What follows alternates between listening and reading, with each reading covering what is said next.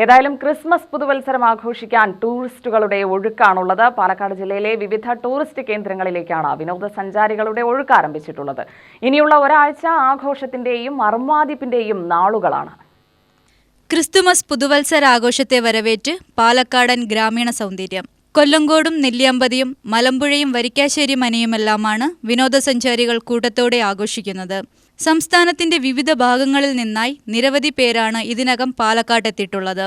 കുടുംബസമേതം വന്നവരുടെ എണ്ണവും കുറവല്ല. ക്രിസ്തുമസ് ദിനമായ വ്യാഴാഴ്ച ആരംഭിച്ച തിരക്ക് ഇനി പുതുവത്സരം വരെ തുടരും. നെല്ലിയാമ്പതിയിലെ വനസൗന്ദര്യം തന്നെയാണ് ജില്ലയിലെ പ്രധാന ആകർഷകമെങ്കിലും കൊല്ലങ്കോടും വലിയ തോതിലാണ് ആളുകളെ ആകർഷിക്കുന്നത്. പാലക്കാട് അതിൽ കുറച്ച് ബെറ്ററാണ്. കുറച്ച് നെൽകൃഷികളും മറ്റുകളും പാടങ്ങളും ഉണ്ട്, പുസ്തകങ്ങളൊക്കെ ഉണ്ട്. അപ്പോൾ ഒരു സ്വസ്ഥമായ 2 ദിവസം വന്ന് നിൽക്കാന്നുള്ള ഉദ്ദേശത്തിൽ വന്നതാണ്. നമ്മൾ ഫാമിലി ഫുൾ ആയിരുന്നു. ഇവിടെ വന്ന് കൊല്ലങ്കോട് വന്ന് കണ്ട് താമരക്കുളവും മറ്റേ കിണറും തവളക്കുളവും ഒക്കെ കണ്ട് പിന്നെ ഇതൊക്കെ കണ്ട നെറ്റ് കൃഷികളും ഇതൊക്കെ ഞങ്ങൾ ആസ്വദിച്ച് ഇപ്പോൾ അങ്ങനെ നമ്മൾ പോകാൻ ഒപ്പം പോകും. പിന്നെ അങ്ങ് പാലക്കാട് പോകണം വീട്ടിലേക്ക്. വെറുതെ കണ്ടു നടക്കുന്നവരെക്കാൾ മൊബൈലിലും മറ്റുമായി റീലുകളിടാനാണ് പലരുടെയും വരവ്. സമൂഹ മാധ്യമങ്ങളിലൂടെ അടുത്തിടെയാണ് പാലക്കാട് ജില്ലയുടെ കിഴക്കൻ മേഖല ഏറെ ശ്രദ്ധപ്പെട്ടത്. കൊല്ലങ്കോട് സീതാർകുണ്ട് താഴ്വരയിലെ പച്ചവിരിച്ച നെൽപ്പാടങ്ങളും ചെറു അരുവികളും തെങ്ങിൻ തോപ്പുകളും വെള്ളച്ചാട്ടവുമെല്ലാം ഏറെ പ്രിയങ്കരം.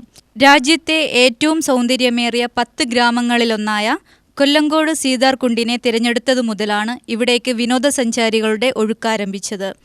ഇപ്പം നമ്മൾ ഫിലിമിലൊക്കെ കാണുന്ന അതേ ഒരു വൈബ് ഇവിടെ വന്നപ്പോൾ കാണാൻ പറ്റി. നല്ലൊരു പ്രകൃതി, ഇവിടുത്തെ ഓരോ ചുറ്റുപാടൊക്കെ കാണാൻ വളരെയധികം ഭംഗിയുണ്ട്. ഞങ്ങളിങ്ങനെ കണ്ടുകൊണ്ടിരിക്കുന്നുള്ളൂ. അപ്പോൾ ആദ്യമായിട്ട് ഇങ്ങോട്ട് കുടിലെടുത്തേക്ക് വന്നിട്ടുള്ളൂ. ഇനി സീതാർകുണ്ട് വാട്ടർഫോൾ ഉണ്ട്, പിന്നെ ചെല്ലപ്പൻ ചേട്ടൻ്റെ ചായക്കട ഉണ്ട്. അവിടെയൊക്കെ പോയി എക്സ്പ്ലോർ ചെയ്യണം. മലപ്പുറവും കൊല്ലങ്കോടും തമ്മിൽ ബന്ധപ്പെടുത്തുമ്പോൾ വളരെയധികം ഡിഫറെൻ്റ് ആണ്. ഇവിടെ ഒന്നുകൂടെ പ്രകൃതി ഒന്നുകൂടെ കൂടുതൽ ഭംഗിയുള്ളത് ഇവിടെയാണ്. കുറേ പാടങ്ങളും മലകളും ഒക്കെ ആയിട്ട്. അവിടെ പിന്നെ വേറെ വൈബാണ്, മലപ്പുറം വേറെ വൈബാണ്. ഗ്രാമീണ രുചിവൈവിധ്യങ്ങളുള്ള ഹോട്ടലിലും ചായക്കടയിലും ചിങ്ങൻചിറയിലും തിരക്കോട് തിരക്കാണിപ്പോൾ. വയലോരത്തെ പാതകൾ വീതി കുറഞ്ഞതിനാൽ വാഹനങ്ങളുമായി എത്തുന്നവർ കുരുക്കിലകപ്പെടുന്നതും പതിവാണ്. അടുത്തിടെയാണ് വനം വകുപ്പ് കൊല്ലങ്കോട് ടിക്കറ്റ് വെച്ച് പ്രവേശനം നിയന്ത്രിച്ചത്. മലമ്പുഴയിലെ തെക്കേ മലമ്പുഴ, കവ എന്നിവിടങ്ങളിലേക്കും വലിയ ഒഴുക്കാണിപ്പോൾ. ഡാം കാണാൻ വരുന്നവരും കുറവല്ല. തമിഴ്നാട്ടിൽ നിന്നും വലിയ തോതിൽ ചെറുപ്പക്കാരടങ്ങുന്ന സംഘങ്ങളും എത്തുന്നു.